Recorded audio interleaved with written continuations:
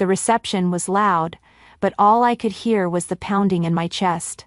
As Lieutenant Colonel Sarah Jensen, the O5 running security and counterintelligence for a joint HQ, my job is to be unshakable. But this was different. Across the room was General Miles, a 4-star legend I'd only ever seen on secure video calls.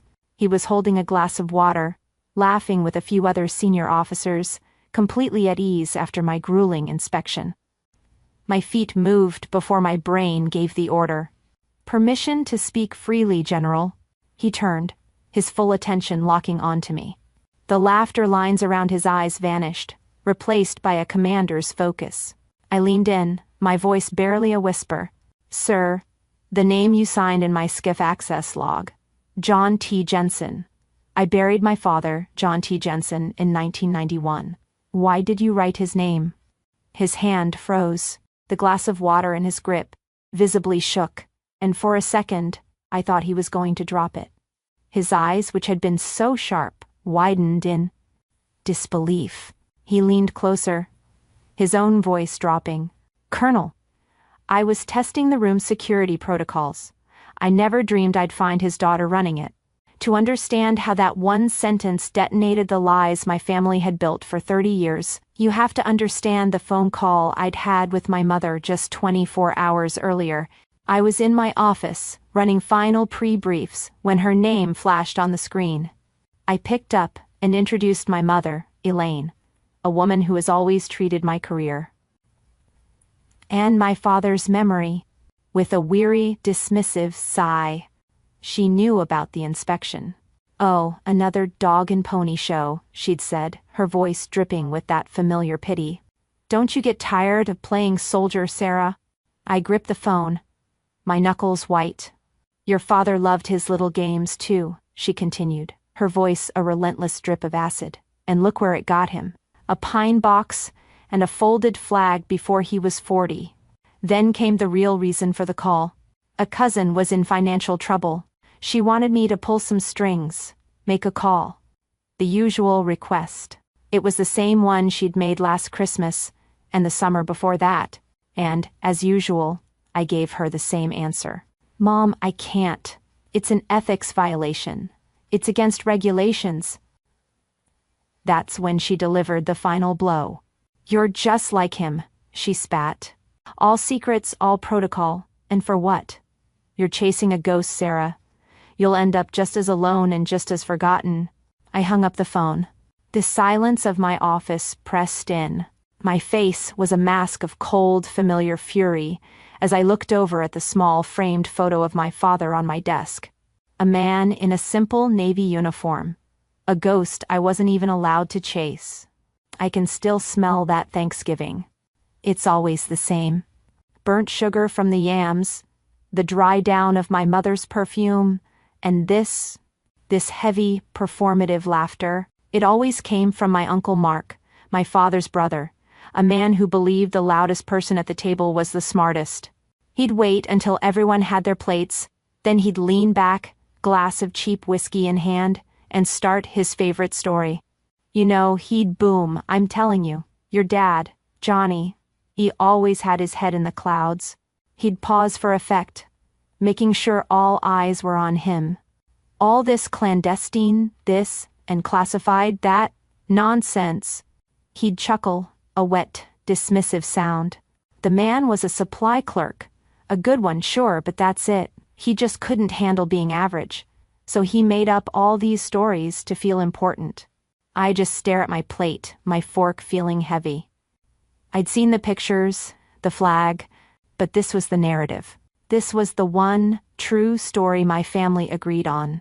And my mother, Elaine, she was always his primary audience.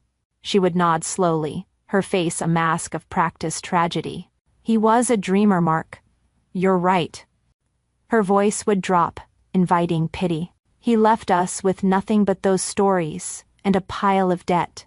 And just like that, my father's entire life was summed up. A failure, a liar, a financial burden. That was his entire legacy, a footnote in his own brother's dinner table comedy routine. This story wasn't just about him, of course. It was a warning. It was the lens through which they saw me. Every time I mentioned a training exercise, it was Sarah's playing in the woods. When I got my commission, it was, oh, how nice, a little office job with the government, my promotions, my deployments, my 20-hour days. It was all just a cute phase. It was me, just like Johnny, making up stories to feel important because I couldn't handle being average. The narrative was set in stone. Jensens are dreamers and failures. I was just the next chapter. They saw my father's folded flag as a prop from a story he'd made up. I saw it as the one thing that was real. But my world, my real world, had no room for that narrative. It was a place of cold, hard, verifiable facts. The next day, I wasn't at a dinner table. I was standing in a skiff, a sensitive, compartmented information facility. No windows, no perfume, just the sterile chill of filtered air and the low hum of servers processing data that could not, under any circumstances, be wrong. I was at the head of a red team brief, my team, a collection of the sharpest, most cynical analysts in the command, watching me. My voice cut through the quiet. Listen up. The threat actors' TTPs, their tactics, techniques, and procedures, indicate a zero-day exploit targeting this facility. I pointed to the glowing red line on the diagram. We are moving to Condition Alpha and initiating Operation Silent Shield. All access is restricted to Tier -1 personnel only. There were no dismissive chuckles. No one told me I was playing games. My senior NCO, Master Gunnery Sergeant Gunny Davis, a man who had forgotten more about counterintelligence than my uncle ever knew, just gave a single sharp nod. His face was grizzled, loyal, and utterly serious. Yes, ma'am, he said, his voice a low rumble. The package from Langley just arrived. Courier to courier. Eyes only. That was it. No questions. Just execution. In that room, my word was final. The respect wasn't loud or performative, it was quiet, absolute, and built on a foundation of proven competence. My family thought my job was pushing paper. My job was to protect the people who write the nation's secrets. My family thought my father was a failure. I joined the Navy to find out if they were right, or if he was a ghost. After that call with my mother, something inside me shifted. That familiar cold fury solidified into something else entirely. Resolve. My mother's words, chasing a ghost, echoed in my ears. Fine, I thought to myself. I'll chase the ghost. The upcoming inspection by General Miles, it wasn't just a dog and pony show anymore. It was an opportunity, a one-time only window, to find a truth my family had buried under 30 years of shame and pity. I couldn't just walk up to a 4-star general and ask, "Hey, did you know my dad, the guy my family insists was a delusional supply clerk?" That was a career-ending breach of protocol. You don't just ask a man like Miles about the past, especially not a past that might be classified. You don't ask him anything you haven't already vetted. My world runs on information, on procedure, and I realized I had the tools to get it. I had to use the system. So, I went to work. I pulled General Miles's unclassified service bio from the public database. Then I opened the one file my mother never wanted to look at. My father's heavily redacted DD-214. I put them side by side on my secure monitor, my heart pounding a slow, heavy rhythm against my ribs. I cross-referenced dates, locations, commands, and then I saw it. A match. Naval Amphibious Base, Coronado, 1989. They were there at the exact same time. I called in Gunny Davis. He stood at parade rest, his face impassive as I gave him the order. "Gunny, I need you to run a name through the deep archive database. Low profile. John T. Jensen." Gunny's eyes narrowed, just slightly, the equivalent of anyone else gasping. "Ma'am." "That's a legacy file," he said, his voice low. That'll trip a flag at Archives Command. They'll definitely want to know why. I met his gaze, my own resolve hardening. I know. But the visiting general. His last post before his first star was SBU 12. My father's unit of attachment was SBU 12. A beat of silence passed between us as he processed the implication. He understood. Run it. He just nodded once. Yes, ma'am. The trap was set. Not for a person, but for the truth. I finally had a verifiable, procedural link. They had crossed paths. The inspection wasn't about my facility's security anymore. It was about me. It was my one chance to get a read on the general. To see if 30 years of my mother's bitter stories were just stories. The system was designed to keep secrets. But I wasn't an outsider anymore. I was the system. I initiated the query. The next day, General Miles arrived for his inspection. I still had no answer. I was walking a tightrope, and I was about to find out if my father was a hero or if my mother was right. The air in the skiff was recycled and cold, but I felt a bead of sweat tracing my spine. General Miles and his entourage, a collection of eagles and stars, stood, with their arms crossed as I began the formal security brief. This was my world. This was my element. I was in my crisp service dress uniform, the pointer in my hand steady. All secure comms, I stated, my voice echoing slightly in the soundproofed room, are routed through this tempest-shielded node, General. We run hourly sweeps for asynchronous signals, and all data is encrypted at the 256-bit level before it even hits our server. I clicked to the next slide, my movements economical and precise. I didn't just know this material, I had built these protocols. This wasn't a dog and pony show, as my mother would say. This was the sharp end of the spear, and I was in charge of it. The general didn't nod. He just watched, his eyes missing nothing. When I finished the 20-minute brief, the silence was heavy. Then, the questions started. They weren't softballs.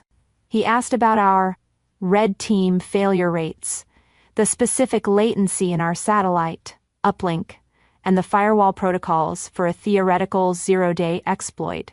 They were questions designed to find the gaps. To find my gaps. I answered every single one. Flawlessly. Without hesitation, I saw his aide, a full colonel, raise an eyebrow in surprise. Finally, the general nodded, a single, sharp dip of his chin. Impressive, Colonel. The tension in the room instantly broke. The inspection, for all intents and purposes, was over. He turned to the SF 1530 security log, the official sign-in sheet for the facility. He paused, his eyes flicking to my nameplate. LTC Jensen. He looked at my face, really studied me, a strange, calculating look in his eyes. Then, he smiled faintly. He picked up the pen. Signed the log. He slid the book back to me, his eyes never leaving mine. I looked down. My breath caught in my throat. My blood turned to ice. The signature was clear, precise, and utterly impossible. John T. Jensen. My training screamed security breach. My heart screamed father. This wasn't a mistake. It wasn't a test of the room's security, not just that. This was a signal. A key. He wasn't just testing my protocols. He was testing me. He was testing if I, the supply clerk's daughter, would recognize the name, or, God, the signature. I remembered it from old birthday cards, from the one letter he sent from a training exercise he never came home from. My eyes locked back on his. The general was waiting for my response. I kept my voice perfectly level, professional, but I allowed a fraction of the ice I felt to creep in. A name I haven't seen in a long time, sir. I paused, letting the words hang in the sterile air. His handwriting was distinct. The general's eyes lit up, not with alarm, but with profound, shocking recognition. He nodded, almost to himself, and said nothing else. The reception, an hour later, was a blur. I'd seen the signal. I'd acknowledged it. But what did it mean? I saw him across the room, the 4-star legend, holding his glass of water. My feet moved. This was it. No more protocols, no more ghosts. I needed the truth. Permission to speak freely, General. He turned, his focus absolute. I leaned in, my voice shaking despite all my training. Sir? Why did you sign my father's name? His hand froze. The glass tipped. He nearly dropped it right there. The disbelief on his face was genuine. Colonel, he whispered, his eyes wide. I was testing the room's security protocols. I never dreamed I'd find his daughter running it. He took my elbow, his grip like steel, and steered me to a quiet corner, away from the aides and the music. His demeanor shifted. He wasn't a visiting general anymore. He was something different, something paternal. Your father, he started, his voice impossibly low. John. He wasn't a supply clerk, Colonel. My heart stopped. All the air left my lungs. He was my first team leader. I just stared at him, my mind unable to process the words. He died in 1991, the general continued, making air quotes with his fingers, because he was ghosted by the agency. He went deep, deep black. No name, no record. Officially, he was in that pine box. He leaned in, and his next words detonated my entire past. He ran Operation Black Fog for 15 years. After his funeral, 15 years. All those Thanksgivings my uncle told his story. All those nights my mother called him a dreamer. He was alive. He was working. The signature. I finally managed to breathe. How? The general smiled, a sad, proud smile. It was an authentication key. His old signature. Only 3 people in the world knew it. A fail-safe, in case one of us was ever compromised. He looked at me. Really looked at me. He told me years ago, if you ever meet my daughter and she's half as smart as I am, test her. See if she recognizes the ghost. The general's eyes softened. You have his eyes, Sarah. He couldn't be there for you. He couldn't see you grow up. But he would be. He is incredibly proud of the woman you became. And there it was. The quiet win. My mother and my uncle would never know.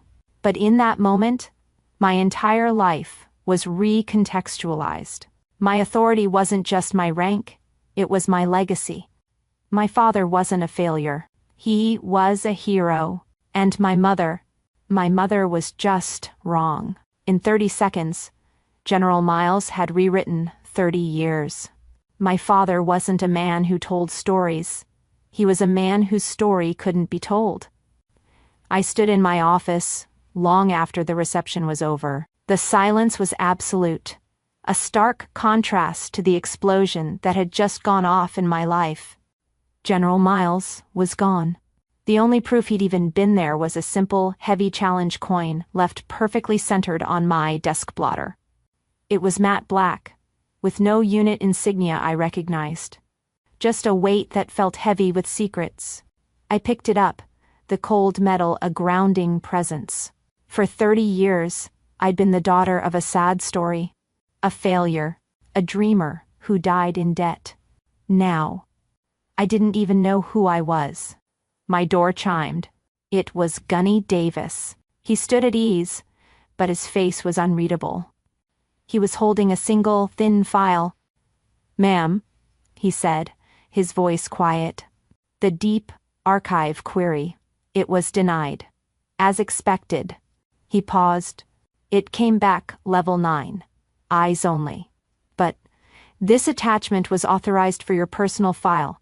By the general's office, he placed the file on my desk and, With a knowing look that asked no questions, he said, "Night, ma'am," and was gone. My hands were shaking. I sat at my terminal and opened the secure file. It wasn't a file, it was a life. My father's real service record, declassified, by name, just for me. My eyes scanned the lines, and the words just blurred.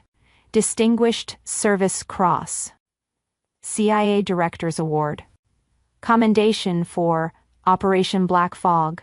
Decades of service, of heroism, of a life lived in the shadows, all of it, happening while my uncle told his stupid, belittling jokes at Thanksgiving. All those years my mother pushed me to be normal, to not end up like him. She had no idea what like him truly meant. My mother saw a failure. My uncle saw a joke. The world saw a ghost. For the first time in my entire life, I finally saw my father. 6 months later, I stood on a different stage.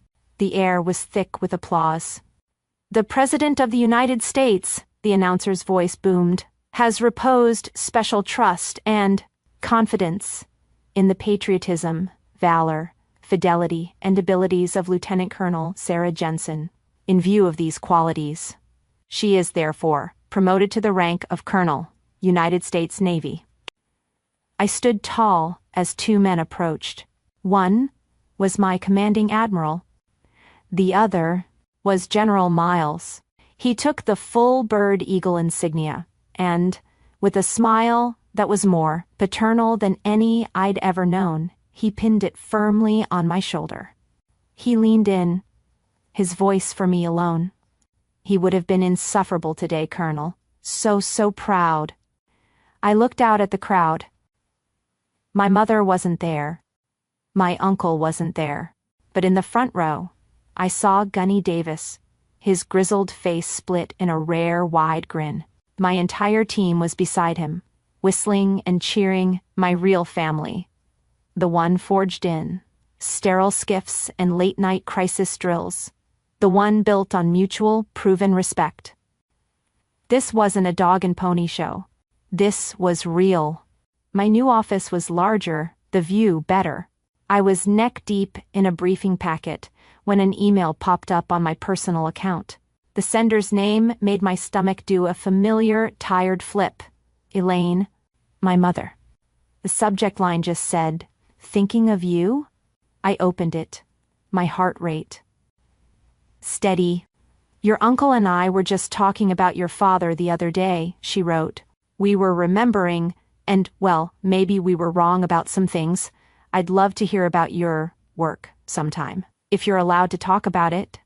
That hesitation, that before the word work, the word she'd always used like a punchline.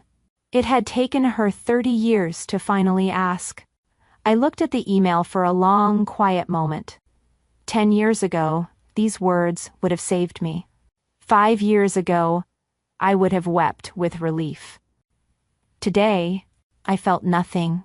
No anger, no vindication, not even sadness. It was just data, information from a source that was no longer relevant to my mission. My piece was no longer her responsibility, it was mine. I clicked the archive button. The message vanished. I stood up and walked to my desk, straightening a new photo I'd had framed. It was the declassified one General Miles had sent. My father, older than I'd ever seen him, standing next to a younger Miles in some dusty, God-forsaken desert. They were both smiling. I fixed the frame, making it perfectly level, and turned back to my briefing screen. My next mission was waiting. My mother wanted me to stop chasing my father's shadow. She never realized I was standing in his light. Sometimes the people closest to you see you the least clearly. If you've ever had to find the truth that your family tried to bury, share your story below. In this community, we honor the legacy you earn.